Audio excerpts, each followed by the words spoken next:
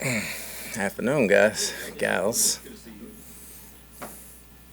Todd, did Tyke Smith make a good first impression with an interception today? Made a good first impression when we drafted him, so you kind of expect it. Everybody's learning some things, but he was a playmaker in college. You got a good chance to be a playmaker in this league. Todd, think back to your first ever rookie mini camp. What do you remember about that? Not trying to date you, but what do you remember about walking into a building like that? There's a lot of people, a lot of rookies, a lot of learning. Just make sure you take every note, try to go over everything, and make sure you don't make the same mistake twice. Coach, you got two guys on the roster from UCF out here, Sean Peterson and Luke Hockey. What made you want to invite them to camp, and what do you see that they could potentially contribute? They're good players. They're good players in their own right, and you can't draft everybody and you can't sign everybody, but we had a chance to get both of them, and they have a chance to prove themselves coming in. Coach, generally speaking, what's up, Coach? How you doing? Yeah, Great. Generally speaking, what are you trying to accomplish in these 3 days with these rookies? Well, it's just mostly the learning part, getting them acclimated to our scheme, getting them acclimated to the strength program, getting them acclimated to the heat, and understanding how we do things here so going forward they can catch up. Obviously, the vets have been here in phase 1 and 2 for a while, so these guys got some catching up to do. It's just a matter of introducing them to the scheme and them grasping it and understanding it. You've got 16 undrafted rookies that are now on your roster. I know a lot of times it has as much to do with circumstance as talent in terms of whether somebody sticks on your roster.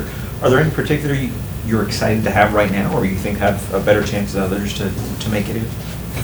I'll get a better feel in the next coming days. Without one day, without seeing them, I can't say one way or the other. Once the learning slows down and they start playing their natural selves, I'll get a better feel for that.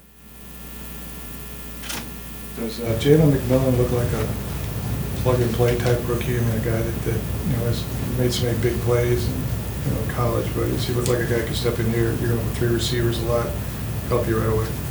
Well, physically, yes, but mentally, we got to see how he grasps the system. I can't answer that right now until he grasps the system, how fast he grasps it, and how fast he catches on. But physically, he can step in and play football, but it's a lot more to the game than that. The versatility inside, outside with him? It helps. It helps when you can play multiple positions. As a back that complements your starting running back, what does Bucky bring? What do you like about what he brings? He can stick his foot in the ground and run the ball. More importantly, he can make the first guy miss more often than not. And, that's a rare trait to have in this ball game, especially when, so many guys can tackle well and get to the ball real fast. To make a guy miss, the first guy miss, and potentially have big playability is something that we didn't have a lot of last year. Could what he does best suit kickoff return as well in this new system? We'll see. He's returned some kicks before, but we'll see. We got a lot of ways and a lot of things we want to do and set it up, but we're going to try a few people back there and see how it goes. Todd, you went out getting a couple of guys from Georgia, the receivers coach, Brian McClendon. What did you like about him? He's got obviously an accomplished background in a lot of different places, having success, whether it be coaching running backs in Georgia or more recently wide receivers. But what stood out about him to you during the interview process? Not only did he coach running backs and receivers, he was also a coordinator. And me and Liam both found that very appealing and enticing, and it's somebody that could really help him with ideas as well as coach a position. He coaches a lot of pro receivers in the offseason when he was at Georgia that came back to see him. Very bright, hit it off with the rest of the coaching staff on the offensive side when he came in.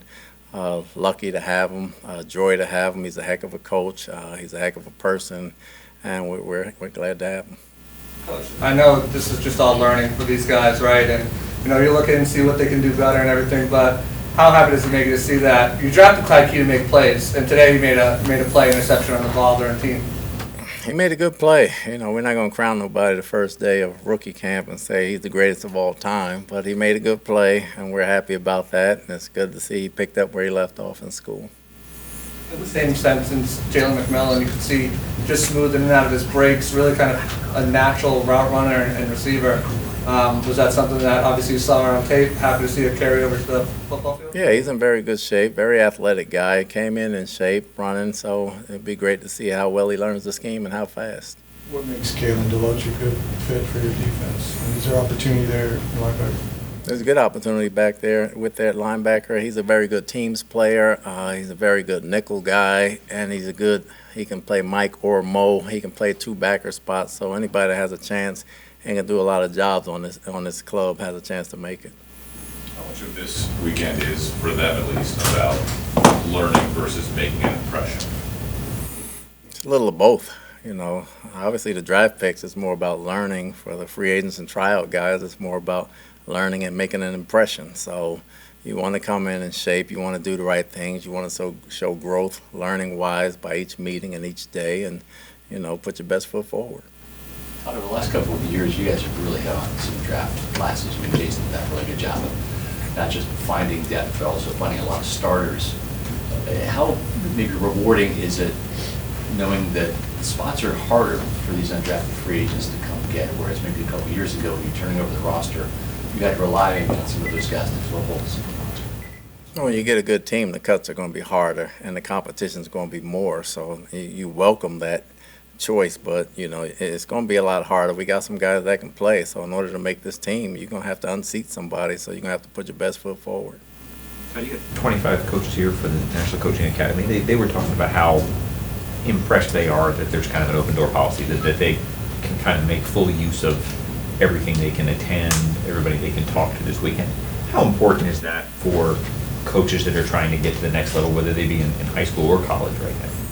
It's huge because what we created here, you know, guided by Darcy Glazer Castlewitz, is a different type of Bill Walsh fellowship where they can come in and learn from the coaches firsthand. They may not have college experience, or some don't have NFL experience, so you get some high school coaches, you get some college coaches. We got some national people from overseas, so they come here for the first time, and to be able to walk in coach's office and look at game plans and look at installs and learn from them, and we get to see them as well, because you never know when things may open up. But I think it's critical. It's something that's never been done before. It's something that we embrace as an organization that we try to do, but it's a great opportunity for them to get to coach ball, get to see the players firsthand, and for us to get a look at possibly future NFL coaches.